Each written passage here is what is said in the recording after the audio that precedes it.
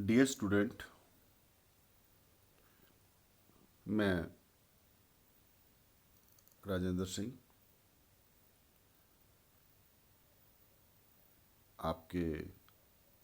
आपसे मुखातिब हूँ। मेरा आज का जो टॉपिक है वो बीए सेकेंड ईयर एवं एमए प्रीवियस के भूगोल के विद्यार्थी भी सुन सकते हैं, जो एमए प्रीवियस में थॉट के नाम से भौगोलिक विचारधारा जिसे कहते हैं, उनके लिए भी उपयोगी है। हमने पिछले 3-4 लेक्चर में थॉट के संबंध में या मानव भूगोल के संबंध में डिस्कस किया है, जिसमें हम बात कर रहे हैं विकास और इतिहास पर। इसी क्रम में हमने पूर्व में जो 3 पार्ट हैं विकास और इतिहास के, प्राचीन काल, मध्यकाल और वर्तमान काल, प्राचीन काल पर हम पूरा विस्तार से डिस्कस कर चुके हैं। अभी मध्यकाल पर हम डिस्कस करेंगे। आज मध्यकाल पर मध्यकालीन भूगोल, जैसा कि आपको मैंने पूर्व में बताया था, जो प्राचीन कालीन भूगोल है या भूगोलवेत्ताओं का योगदान है, वो 600 ईस्वी पूर्व से 300 ईस्वी तक के पीरियड को प्राचीन काल में सम्मिलित किया गया है। इसके पश्चात 300 ईस्वी पूर्व से लगभग 1250 ईस्वी, 300 ईस्वी से, सॉरी मैं इसको गलत बोल जाता हूँ, 300 ईस्वी से 1250 ईस्वी तक के पीरियड को हम मध्यकाल में सम्मिलित करते हैं। जबकि यूरोप ये जो भूगोलवेत्ता हैं वो इसे 1500 ईस्वी पूर्व तक भी मानते हैं। हाँ, लेकिन आज हम बात कर रहे हैं शॉर्ट में, मैं जल्दी टॉपिक पे आता हूँ, मध्यकालीन भौगोलिक योगदान या मेडाइवल ज्योग्राफिकल कंट्रीब्यूशन।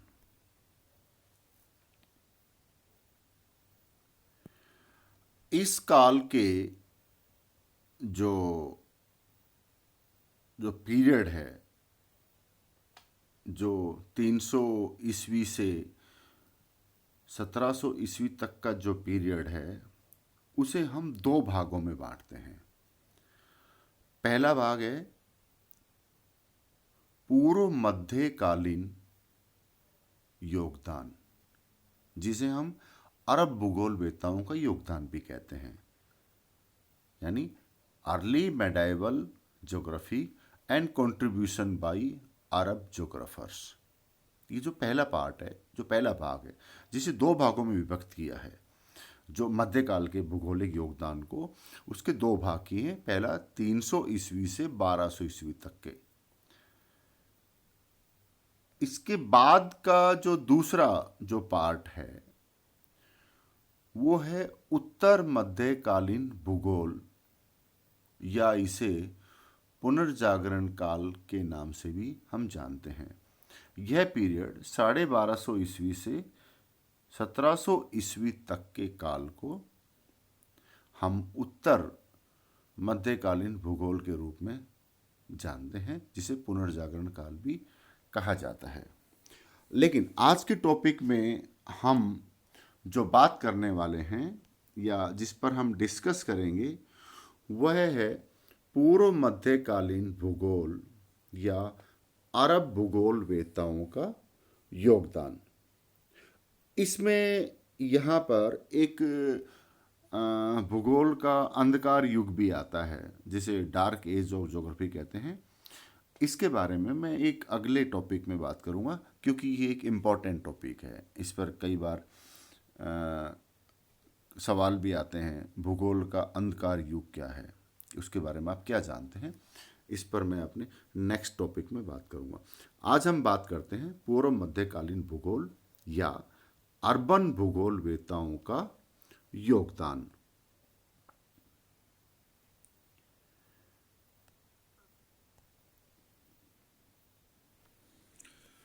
जब यूरोपीय देशों में भौगोलिक ज्ञान का ह्रास हो रहा था, तब अरब देशों का भारत, मध्य एशिया और पूर्व अफ्रीका के तटीय क्षेत्रों से संपर्क बढ़ रहा था।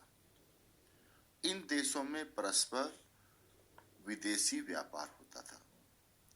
भारत के बहुत से ग्रंथों को फारस और बगदाद ले जाया गया। यहाँ मैं एक बात आपको कहना चाहूँगा कि 5वीं सदी से 12वीं सदी तक या आर्यभट्ट से भास्कराचार्य तक के समय को प्राचीन भारत में खगोलकी यानी एस्ट्रोनॉमी के पूर्ण विकास का काल कहा जाता है। इस काल में बगदाद के खलीफा भारत से कुछ ज्योतिषियों को अरब ले गए थे, जहाँ संस्कृत ग्रंथों का जो वो यहाँ से लेकर के गए थे, उन ग्रंथों का अरबी और लैटिन भाषाओं में अनुवाद हुआ। अरब और ग्रीक विद्वानों ने खगोलिकी के क्षेत्र में प्राचीन भारतीय विद्वानों से तात्कालीन ज्ञान का पूरा लाभ उठाया। चूंकि अरबों के पास या अर्बन भूगोलवेताओं के पास यूनानी या रोम, जिसमें स्ट्रैबो, टॉलमी इत्यादि भूगोलवेता हुए हैं, उनके ग्रंथ एवं भारतीय ज्ञान जो भास्कराचार्य और आर्यभट्ट के काल का था, उन सभी को अरब भूगोलवेताओं ने ले जाकर के उनके आधार पर उन्होंने उन ग्रंथों का अरबी भाषा या अपने अन्य स्वतंत्र ग्रंथों में वर्णन किया है। अरब विद्वानों ने अपने निजी अन्वेषण तथा यात्राओं के आधार पर मौलिक ग्रंथों की रचना की है। इस प्रकार अरब देशों में भौगोलिक ज्ञान की प्रगति हुई। 10वीं से 12वीं शताब्दी तक अरबों के द्वारा यूरोप वालों को भौगोलिक ज्ञान मिला था। यहाँ पर 12वीं और 13वीं शताब्दियों में भौगोलिक यात्राओं के द्वारा विदेशी व्यापार के बढ़ने से तथा यूरोपीय देशों की ईसाई जनता और अरब देशों की मुस्लिम जनता के बीच पवित्र भूमि होली लैंड, जिसे हम जेरूसलम कहते हैं, पर अपना अपना अधिकार जमाने के लिए जो धार्मिक युद्ध हुए थे, उसमें यूरोपीय देशों के लोग अरब संस्कृति के संपर्क में भी आए थे। यूरोप को अन्य देशों और महाद्वीपों में विस्तार करने के लिए यहीं से प्रेरणा मिलनी प्रारंभ हुई थी। चूंकि आज हम प्राचीन काल में मानव भूगोल के विकास का हम पहले ही डिस्कस कर चुके हैं, आज हम जिस टॉपिक पर बात कर रहे हैं वह है मध्यकाल में मानव भूगोल या भूगोल का विकास। जैसा मैंने पहले बताया, इसको हमने 2 भागों में बांटा है। पहला जो भाग है वो पूर्व मध्यकालीन भूगोल है। इसमें हम अरब भूगोलवेताओं की योगदान को प्रमुख मानते हैं, और यह जो समय है वह 300 ईसा पूर्व से 1200 ईस्वी तक का जो समय है, यह इसमें बीच में अंधकार युग भी है, जिसके बारे में मैं मेरे अगले टॉपिक में चर्चा करूंगा। यहाँ हम पूर्व मध्यकालीन भूगोल में हम अरब भूगोलवेताओं के योगदान के बारे में विस्तार से जानेंगे। इस युग में जबकि ईसाई देशों में भौगोलिक ज्ञान का हर्ष हो रहा था, ये वो काल है जो प्राचीन में जब हमने रोमन और ग्रीक का वर्णन पढ़ा था पिछले लेक्चर में, वहाँ भौगोलिक ज्ञान जो कम हो रहा था, उसी समय अरब भूगोलवेता भौगोलिक ज्ञान को बढ़ाने में लगे रहे थे।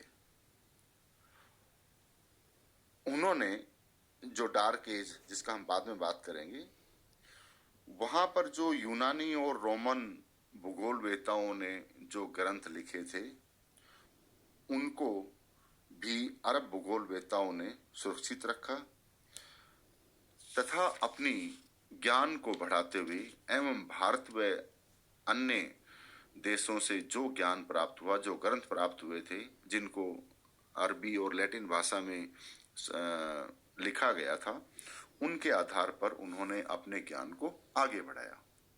अब यहाँ पर विषय उठता है कि अरब भूगोलवेताओं के द्वारा भूगोल में प्रगति के क्या कारण थे, या हम इसे कह सकते हैं कि मुस्लिम देशों में भूगोल में अधिक रुचि पैदा होने के क्या कारण थे, जिनको हम निम्न प्रकार से समझेंगे। इसमें जो पहला जो कारण है वह है विस्तृत अरब साम्राज्य। 7वीं शताब्दी के बाद अरब साम्राज्य का विस्तार बहुत ज्यादा हो गया था, जो अटलांटिक महासागर से लेकर मध्य एशिया से लेकर चीन तक फैला हुआ था। इस कारण से नए क्षेत्रों की जानकारी में रुचि जागृत हो गई थी। यहाँ साम्राज्य विस्तार भी एक कारण रहा है। नंबर 2 पे जो कारण है वह है परिवहन और यात्रा के सुगम तथा विस्तृत मार्ग। जिस समय रोमन साम्राज्य अपने उत्कर्ष पर था, तब दक्षिणी पूर्वी यूरोप और पश्चिमी एशिया के देशों में लंबे लंबे मार्गों का निर्माण हुआ। उनके द्वारा परिवहन और यात्राएं सुगम हुई। मध्य एशिया और पश्चिमी एशिया के रेगिस्तानी प्रदेशों में ऊंटों के मार्गों को खोजा गया, जिससे अन्य देशों में आने जाने की सुविधाएं प्राप्त हों। तीसरा कारण यहाँ पर रहा है व्यापार में वृद्धि। अरब साम्राज्य के विस्तार में अरब, सीरिया, टर्की, मिस्र, Sudan, Libya, Lebanon, Jordan, Iraq, Iran, Afghanistan, मध्य एशिया, पूर्व रूसी तुर्किस्तान आदि के प्रदेश सम्मिलित थे। अब लंबे चौड़े साम्राज्य में अंतर्देशीय भिन्नताएं बहुत थी, इसलिए साम्राज्य का आंतरिक व्यापार बहुत बढ़ गया था। इसके अतिरिक्त उस समय व्यापार को प्रमुखता की दृष्टि से देखा जाता था, यानी मुस्लिम समाज में व्यापारी वर्ग का पद ऊंचा था। हजरत मोहम्मद स्वयं एक व्यापारी थे। इस्लाम धर्म के अनुसार न्याय के दिन धर्म पर बलिदान होने वालों को जो सम्मान मिलेगा, वही फल ईमानदार व्यापारियों को भी मिलेगा। इस विश्वास से भी व्यापार को प्रोत्साहन मिला। इसके फलस्वरूप भूमध्य सागरीय देशों स्पेन, पुर्तगाल, इटली, उत्तरी अफ्रीका के देश, भारत तथा अन्य एशियाई देशों के बीच होने वाले अंतर्राष्ट्रीय व्यापार में अरब व्यापारियों ने भाग लिया या व्यापारिक संबंध स्थापित किए। व्यापार के बढ़ने से विभिन्न देशों के भौगोलिक अध्ययन एवं भौगोलिक वर्णों को खूब प्रोत्साहन मिला था। नेक्स्ट जो फोर्थ पॉइंट है वह है यूनानी सभ्यता के देशों पर विजय। यह हम जब हिस्ट्री में पढ़ते हैं कि यूनानी सम्राट सिकंदर ने ईसा से पूर्व यूनान के अलावा कुछ अन्य देशों जैसे सीरिया, ईरान पर आधिपत्य जमा लिया था। उन देशों में यूनानी संस्कृति की स्थापना हो गई। इस मध्य युग में अरब साम्राज्य ने उन दूसरे देशों को जैसे सीरिया, इराक, ईरान आदि को विजय करके अपने साम्राज्य सीमा में सम्मिलित कर लिया। इन देशों में जो यूनानी संस्कृति और ज्ञान मौजूद थे, उनका अरब भूगोलवेत्ताओं ने पूर्ण लाभ उठाया